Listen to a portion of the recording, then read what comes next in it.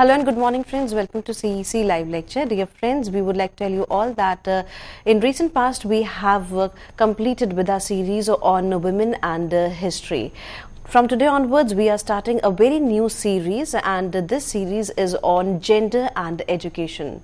Since this is the first lecture in the series, so I would say that this is the introductory lecture, and in this session today we are going to discuss women in India and overview. This subject, this particular topic is being taught in the classrooms at the university level, so we believe that you are going to get deep insight into the entire series. So we request you to watch the entire series through our online mode also, as well as we are going to upload the lectures on YouTube for you, so that you can have a very I would say the enlightening sessions, and you could have a deep insight. So friends, we would like to tell you all that for this discussion we have once again with us in our studios Dr. Shruti Webb. Dr. Shruti Webb is Assistant Professor in Department of History, PGDAB, Evening College, University of Delhi.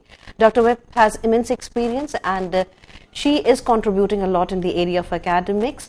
She believes in sharing maximum of her experiences to the students, and through the live sessions she gives her most. Friends, if you want to ask questions from Dr. Shruti Webb on the particular topic, then you can call right in the CC studios. You can contact us through our toll-free number. Our number is 1800110430. I repeat, our number is 1800110430. You are requested to call in the last 10 minutes of the lecture, so that you can listen to the lecture deliberately, and afterwards, yes, we promise you to give answers to your questions. So let's welcome our guest, Dr. Shruti Webb, and let's try to understand more and more on today's topic. Hello ma'am, welcome to the lecture. Hi Geetika, thanks a lot.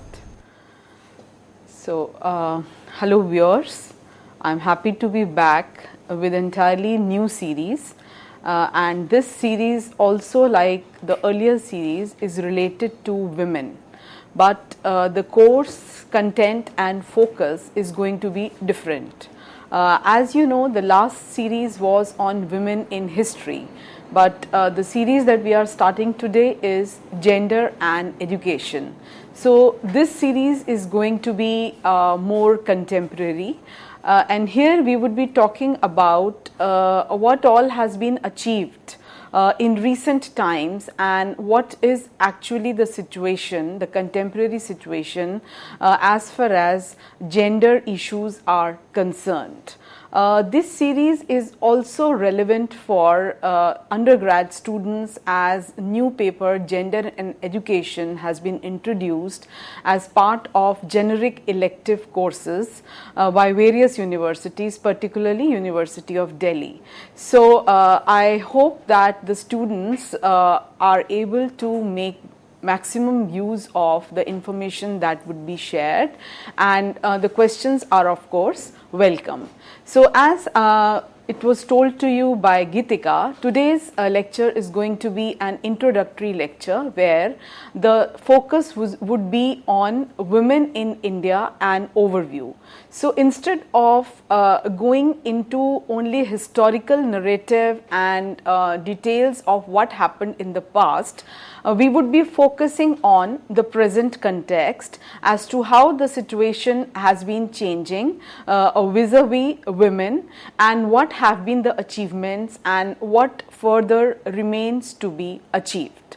Now coming to the outline of the lecture, I would be discussing certain basic issues, for example the background, where I would be talking about the facts related to India as well as the world, so that you can also develop a comparative perspective.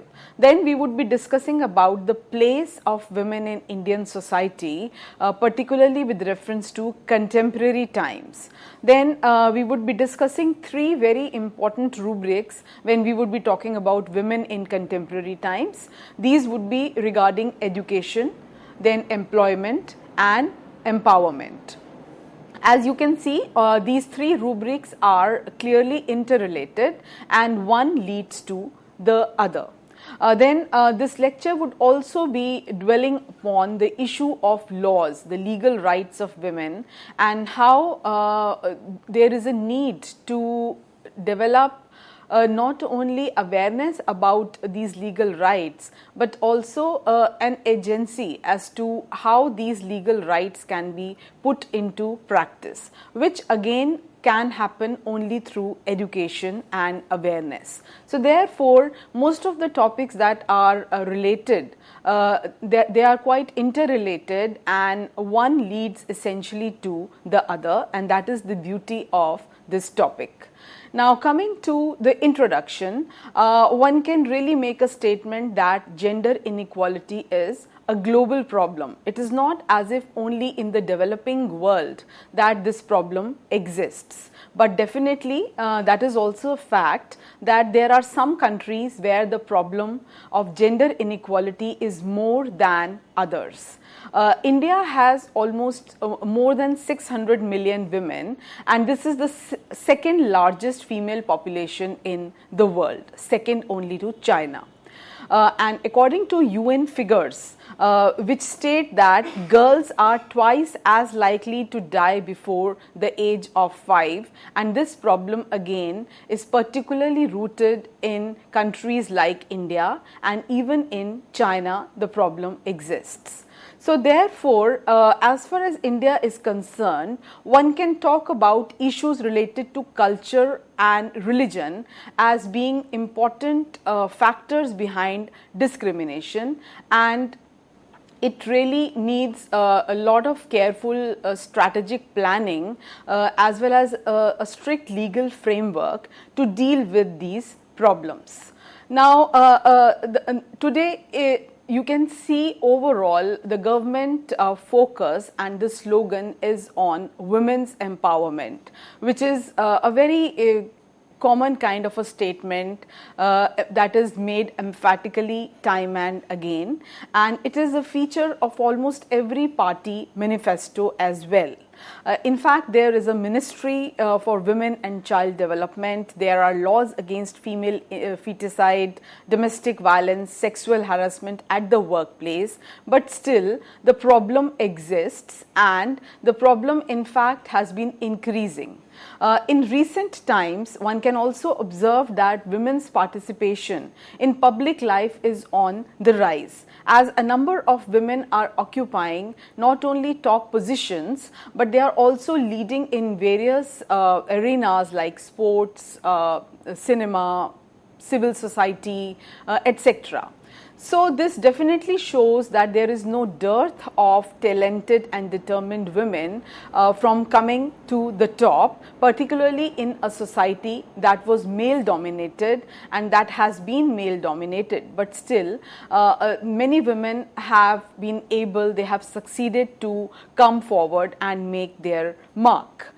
Yet, women remain second-class citizens in Indian society, and this problem exists particularly in rural areas, though it is not to say that urban areas have experienced complete gender neutrality or equality.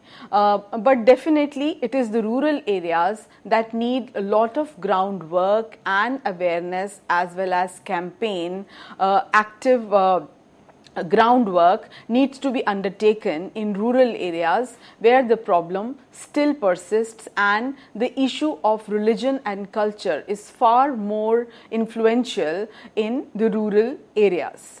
Now, before we proceed further, it would be worthwhile to have a look at the statistical overview so as to you are able to gauge the problem, because many of the students must be thinking that what is the need for having this kind of a discussion, for having this kind of a series, because Indian Constitution does not really demarcate between male and female, and there is equality on all grounds. So why we have to discuss issues related to women separately? So if you go through the statistical figures, then you will realize that there is definitely a need for this kind of focused discussion.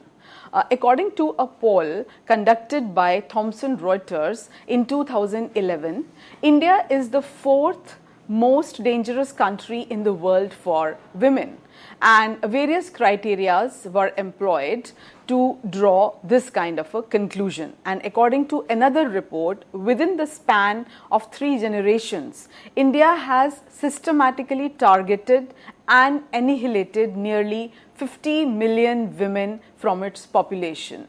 So, this is the gravity of the situation that exists. India being one of the countries which is most dangerous for women, rather the 4th such country to exist on earth, and also almost 50 million women missing from the population due to female feticide and other related problems. And one illustration of this is the skewed sex ratio. The 2011 census found out that there are 940 women for every 1,000 men.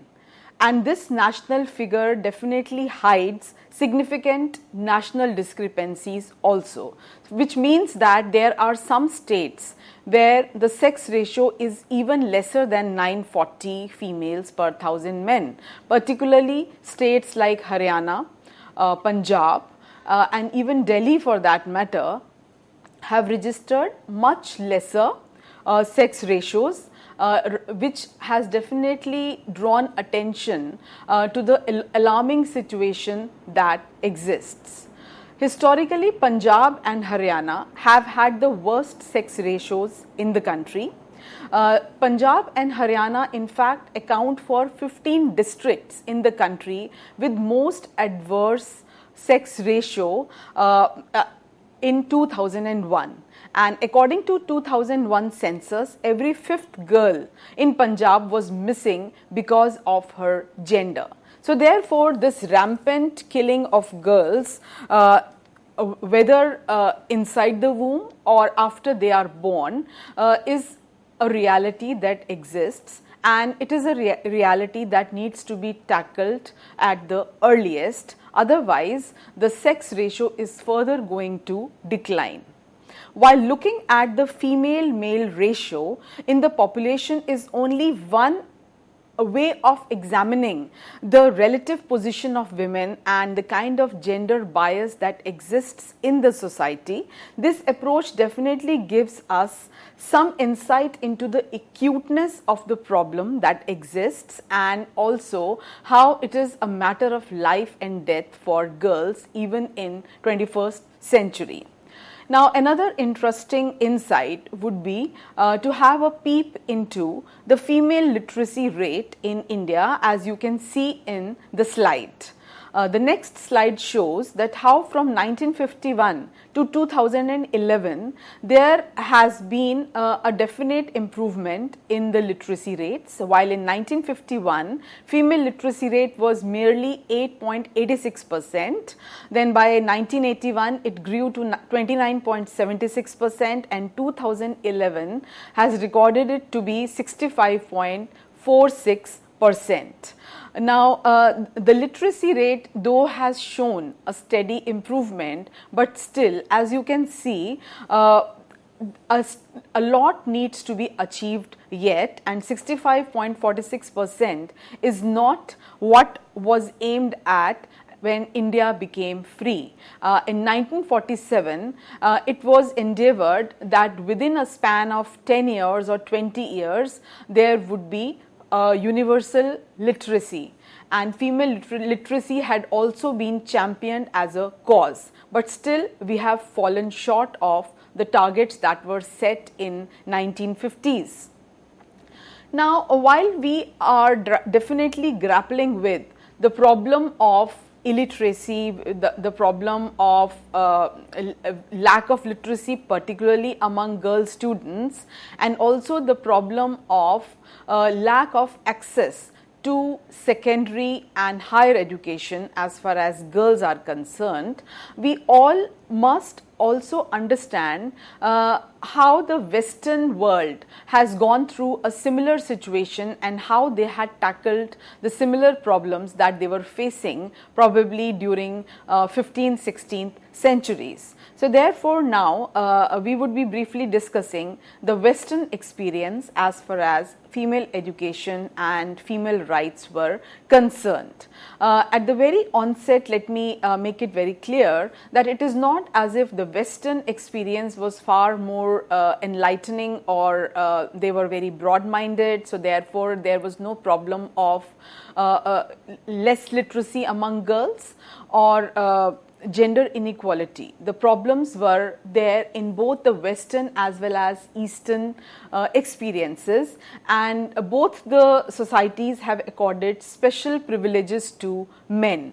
But since the process of change had started much earlier in Western societies, we can now compare the two situations, and we can definitely say that the position of women in the Western countries is far more different, better than the position of women in the developing world. Traditionally, women even in the Western societies were assigned secondary roles to men, and attitudes about men and women sharing housekeeping or child rearing etc. changed only after 1950s, and some kind of change had begun after the Industrial Revolution from the last decade or two of 18th century, when the Industrial Revolution took off in a big way in England, and then gradually by the beginning of 19th century it reached the other countries of Europe. But then this change was very slow and gradual. Definitely a class of factory workers was created, and women also entered that class of factory workers. But as far as a complete change in attitude and a far more vocal demand for rights is concerned, the trends especially began emerging from 1930s, 1940s onwards, and women still carried disproportionate share of duties in the Western world till recent past. Trained women were expected to be successful wives and mothers, and as far as the curriculum was concerned, the curriculum of education for girl students, there was more focus on religious, moral, literary, domestic, musical, artistic kind of training, and there were women in the Western civilization like Horace Mann and Katharine Beecher. They lobbied for women to be given equal opportunities, just like men were being given equal opportunities to become teachers. So in the beginning, women had to struggle even to become teachers, and here a very important contribution was made by women activists like Katharine Beecher, who started demanding that women also must be given this opportunity to start teaching in schools as well as colleges. Now, as a result, various teaching positions started coming up in the Western educational institutions, and it soon became a reality. Teaching provided women not only with a meaningful profession, but also with greater access to higher education, because if a woman had to become a teacher, then she had to go in for higher education, and she had to get teacher training also. She had to undergo teacher training, which again was possible in higher educational institutions. So with this began a change, and with this began a new kind of a phase in the Western countries, where women were studying not only to become accomplished mothers and wives, but also to take this noble profession of teachers. Now, by 1640s, there were laws that required that women be taught to read. But in the beginning, such laws were specifically targeting Bible as being the most important text that women should be able to read. But in the beginning, the laws were difficult to enforce, and even during 18th century there was a lot of opposition against this kind of change that was being talked about. And it was in 1826 that the first public high school for women was started. But in the beginning, men and women were usually segregated in schools. Either it was only girls' school, or there were shifts that kind of segregated both the sexes, and the schooling experience was far from what it exists in these days. Now, another very important milestone that one must talk about when one is talking about rights of women or women's education is the contribution of women like Mary Wollstonecraft. Mary Wollstonecraft declared in 1790s that women should be sufficiently educated to be intellectual equals of their husbands and sons.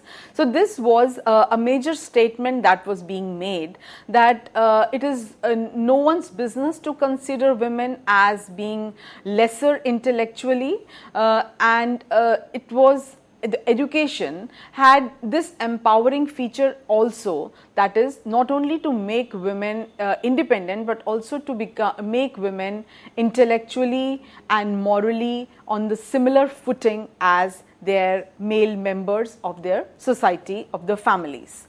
Then another major event was the Seneca Falls, New York, 1848, when there was a women's rights convention. This was the most important meeting of feminist leaders of that time, and this definitely attested to the kind of change that was coming about in society, particularly after First World War. There was a lot of awareness regarding rights of workers, rights of women workers, and how women workers were not being given equal pay for their work, and how there was a need for more awareness and more education among women in order to deal with such discrepancies. Now, this convention was also important because a series of resolutions that were passed, they were patterned on the Declaration of Independence that proposed the principle that men and women are equal and endowed with certain inalienable rights. So, this realization had reached the Western world in 1848 itself, that both men and women should have equal rights and inalienable rights, that is, no one can take these rights from them, not even religion and tradition. Then some important women's rights leaders such as Susan B. Anthony from 1820 to 1906 argued that women should have not only equal educational opportunities, but equal opportunities in the workplace. So therefore, by 1860s, 1870s, this realization had started unfolding itself, that it was not only educational equality that was important. An equally important development was the discussion about equality at the workplace, that is, not only equal pay for equal work, but also all the rights have to be equal, and there has to be no discrepancy come whatever. So therefore, you can well imagine that how almost more than 100 years ago these kind of developments had taken place in the Western world, and they are where they are today because of such developments having taken place there so early on. But since India was a colony, India was not an independent country, it was ruled by Britishers for their own interest, and they were not really very proactive in bringing about such drastic change in Indian society so as to lay down a strict code of conduct or kind of mold the legal system in India so as to give equal rights to women. So therefore, here the process started after 1947 only, and it was only when the constitution was implemented post 1950s that the state has started playing a very active and an important role in order to bring about positive reinforcements as far as gender equality is concerned. And therefore, the problems still continue. Probably more active enforcement of these laws is called for. Now, we were discussing about the Western world and how a change started coming about. So, from 1960s onwards, a modern women's rights movement began in the Western world as an outgrowth of the larger civil rights movement that was already underway. So therefore, women's movement became part of the larger civil rights movement, which targeted against apartheid. It was also instrumental against discrimination against a particular section of society, particularly in USA.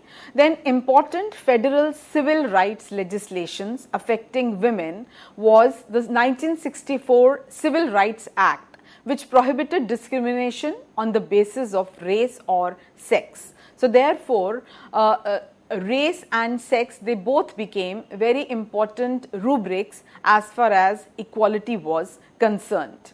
Then in 1972, another landmark judgment that came was through Title IX. It was an amendment to the 1964 Civil Rights Act, and this was passed by the Congress, but this was not implemented until 1975. And this again promulgated equal treatment of all persons under any educational program or activity receiving federal financial assistance. So this again was an emphatic display of the state policy towards achieving gender parity in all walks of life, whether it was educational institution or any kind of employment to talk of. Now this was applicable to all school districts in the United States and almost all the institutions in the college level. And having achieved what all through these legislations, now I would be taking a break, and in the next lecture I would be discussing some facts about India. Thanks.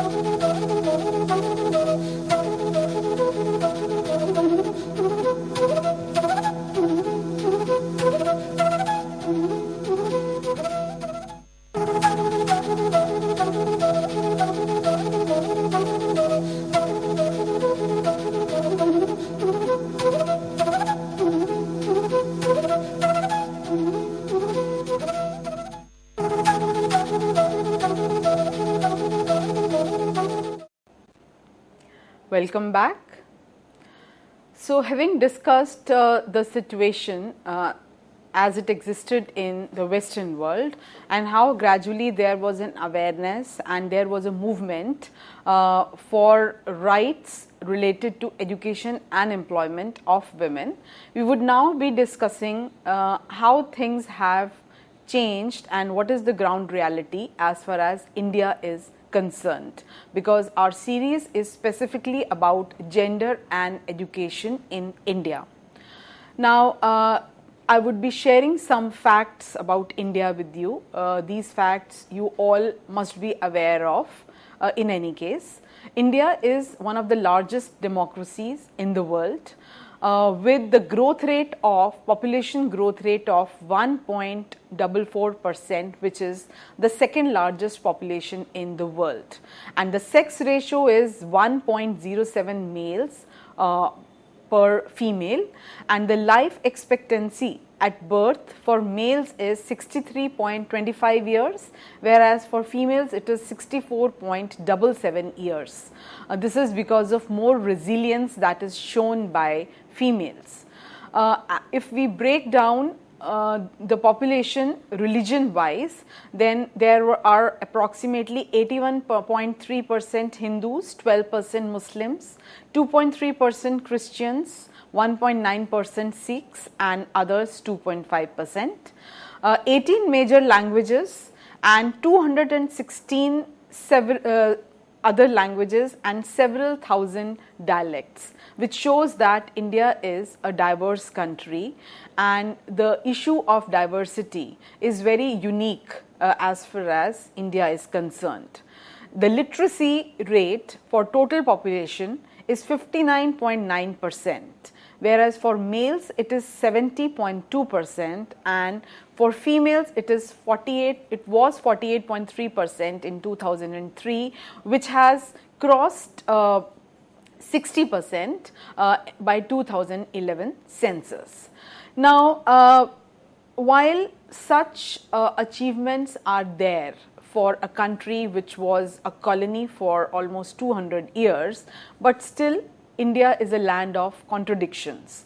There are various contradictions that exist, and as has been pointed out by Urvashi Butalia, a feminist thinker and writer, I would read a quotation that was written by Urvashi Butalia. One of the most enduring cliches about India is that it is the country of contradictions.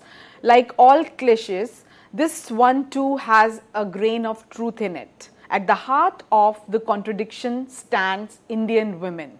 For it is true to say that they are among the most oppressed in the world, and it is equally true to say that they are among the most liberated, the most articulate, and perhaps even the most free.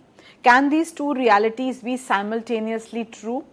So definitely this opens the Pandora box for our future discussion as to how, on the one hand, Indian women is projected as Devi, worshipped as an idol, and given lot of respect, shown lot of respect.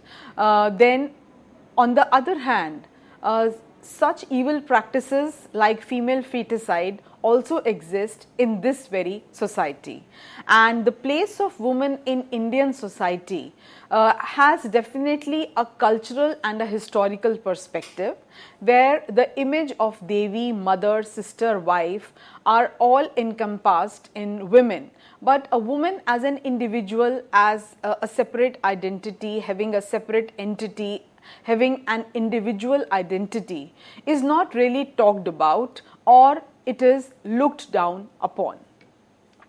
Now, coming to the issue of Indian women in contemporary times, if one talks about education, particularly with reference to literacy, there are certain observations that can be made. From this table that you can see from 1971 to 2003 onwards, while in 1971 there were only 22% females who were literate, by 2003 that increased to 48%. But still the gender gaps are widening. As you can see, the male literacy is 70% as compared to 48%. Now, there are differences among states. This again is a reality because there are some states where female literacy is way ahead than even male literacy in many states. For example, Kerala has the highest female literacy, whereas Rajasthan, Bihar and Uttar Pradesh have the lowest. There are also differences between the rural and urban areas. So, rural literacy rate among women is definitely much lower than female literacy rate in urban areas. Then also there is a distinct parental preference for boys' education as compared to girls' education, particularly in lower middle class families where the resources are limited. There is far more emphasis on sending boys to educational institutions, even if it means borrowing money, even if it means that boys are not interested in studies. And even if girls are interested in studies, they are either married off early, or it is their duty to take care of the household work and they are in charge of the siblings. This reality exists far more actively in the rural areas as compared to the urban areas. Also, there is a much higher dropout rate among girls that has been observed both in urban and rural areas, but particularly in rural areas, because it is the access to schooling is also a challenge, and very often the terrain is also hostile. So, girls find it difficult to access the educational institutions, and therefore the easy way out is to drop out. Also, there are many educational institutions, particularly primary schools, which do not have basic facilities like separate toilets for girls and even drinking water. Therefore, lack of hygiene and these basic facilities are also one of the factors behind rising gender gaps in education, as well as a rising dropout rate among girls after primary education. So, there is a lot of wastage and stagnation which exists in India's education system. Now, discussing further gender gaps in higher education, about 1% of total women population has college education, which again is a very less rate that exists. Then women account for a third of the students at college or university level, and in various engineering and business institutions, the proportion of female students is much smaller, because here again the emphasis on boys achieving quality higher education and spending lakhs of rupees on boys' education is considered as practical, because women in any case will get married off, and so therefore whatever money is spent on their education is not considered as a wise investment, which is not going to bring about any returns. So therefore, it is the social norms, it is the social value system that has kind of decided the fate of education among women, and the trend still continues.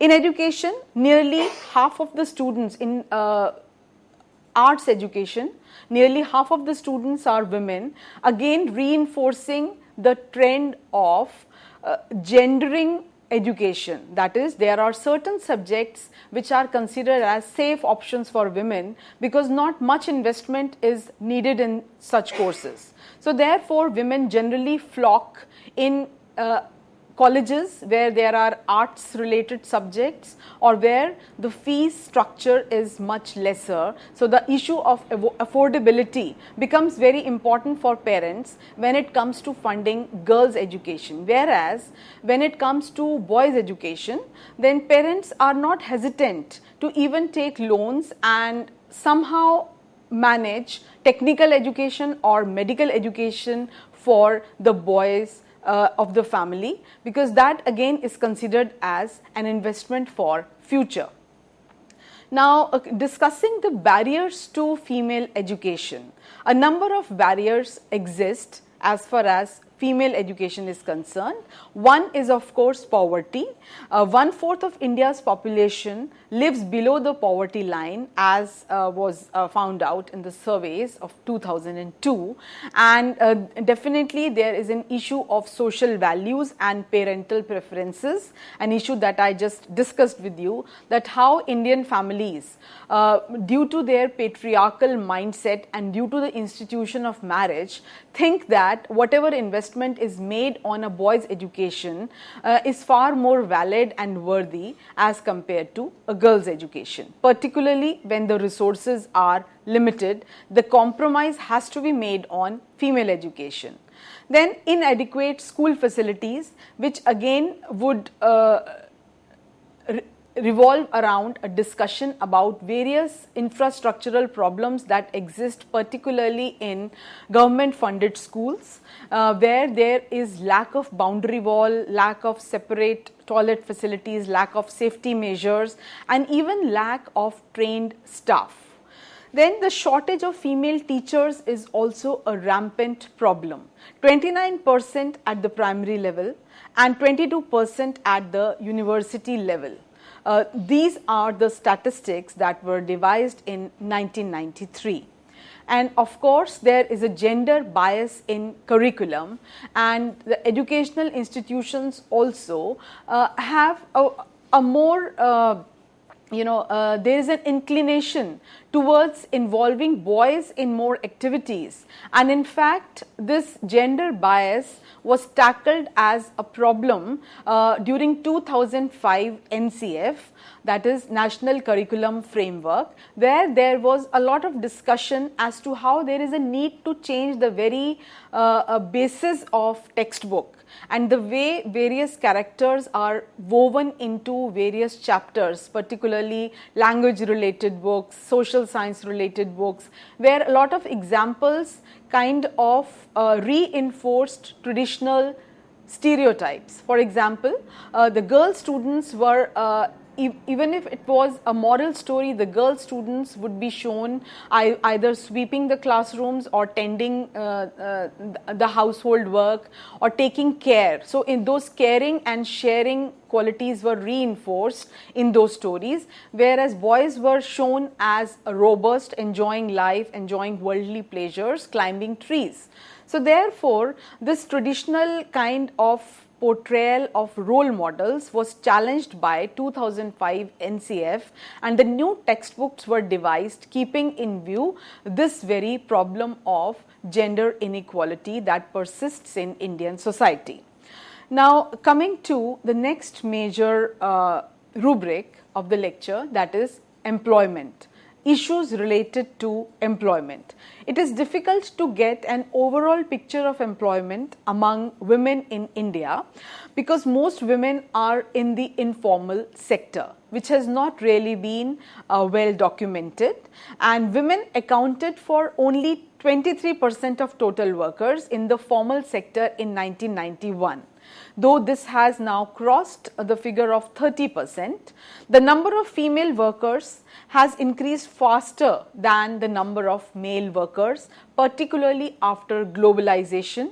After 1990s, there has been a trend of employing far more women staff as compared to male staff, and the female unemployment rates are similar to male unemployment rates. But definitely unemployment as a problem exists more amongst women because of lack of right kind of education, because of lack of an education that would make them professional ready.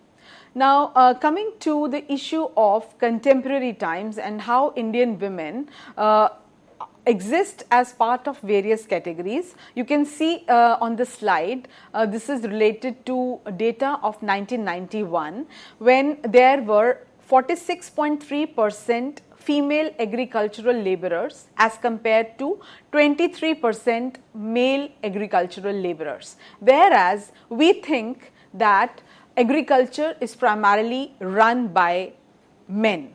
So therefore, this discrepancy needs to be taken care of. Far more, rather twice the number of female agricultural workers are employed in agriculture, because this is one sector which does not require any kind of educational professional training. So therefore, with their raw form, with their basic understanding and training, family training, they can enter this work pattern, and therefore large number of females are employed in as field workers. Whereas if you talk about non-household industry, then suddenly the proportion of women declines. In the non-household industry, it is 3.8% females that were employed in 1991 as compared to 8.8% males. So therefore, twice the number of males were employed in non-household industry. Now, with this kind of statistical data, it is not difficult to assume that how a lack of education is a far more difficult and unsurmountable problem among women as compared to among men. There are a number of barriers also that exist in the path of female employment. So it is not only education which is one of the factors. There are various other factors also, like socio-cultural barriers. In socio-cultural barriers, one can talk about patriarchy, and in the last series I had discussed in detail the evolution of patriarchy and how patriarchy is the root cause of gender inequality, one of the root causes of gender inequality. So I would request the viewers, in case they want to have further insight into this topic, they can refer to the earlier lectures. In this one can talk about various cultural restrictions that exist, and also how Indian society, which is largely a hierarchical society, which is based on the caste system, and also it also incorporates various other issues like the parda system, the veiling and the seclusion of women, which is there even today in the rural areas and even in urban areas among some sections of society. So with this kind of social setup and with this kind of a caste system which refuses to pave way for eradication of all forms of inequalities, this gender based inequality further gets reinforced. Then also discrimination at workplace is another very important reason behind lack of employment among women or declining employment among women. More prevalent, the problem is more prevalent in fields where male competition is high. For example, in the field of scientists, in the field of research, where it is mandatory to spend almost 10 to 15 years of your life in higher education, it becomes very difficult for women to cope up with these kind of time frames, because women have their own biological clock, and after getting married they start devoting a lot of their time to the family, household, child rearing and bearing activities. So somehow their educational attainments take a backseat, and they are not really able to focus a lot on the research aspect. So therefore, while women do achieve higher education, and you can say that 50% of women students are there in higher education, but when it comes to researching, when it comes to performing after that level, it becomes difficult due to these family compulsions. So therefore, particularly in those fields where male competition is there, women are forced to take a back seat because of time constraints, because of health issues, because of family issues. And still there are problems as far as policy initiatives are concerned. The state has not been very forthcoming, various institutions have not been very forthcoming in facilitating these issues and in resolving these issues in a time-bound and practical manner. So therefore, the problems which have already existed continue to exist. In fact, they are further reinforced, thereby increasing the gender divide as far as higher educational institutions are concerned, particularly science-related institutions are concerned. Now, this gender gap in employment is lesser in those avenues where male competition is lesser. So therefore, because males are not facing such hardships, they are not facing such time-bound strategic planning that women are bound to face. So therefore, clearly there is a benefit that they enjoy. Also, in a poverty-ridden country like India, there are lack of employment opportunities, and due to this lack, the problem among women becomes all the more acute, because as it is, there is lack of education, there is lack of professional training. In addition to that, there are socio-cultural factors. In addition to that, there is a female biological clock which is ticking, and therefore all these factors, they together combine, and in a scenario where educational opportunities and employment opportunities are already limited, the pressure on women is far more than on men. Now, a related issue to employment is empowerment. So first we discussed education, then we discussed employment. Now the next corollary is empowerment, because it is only through education that one can get employed, and only through employment that one can get empowerment, because empowerment happens when one is financially independent. Now, empowerment is also not one kind of empowerment. We would be discussing about 3 different kinds of empowerment. First, we would be discussing social empowerment. Social empowerment, which means how in a society a woman is able to make her mark, and how these various discrepancies that exist in Indian society, they can be tackled in a far more practical way.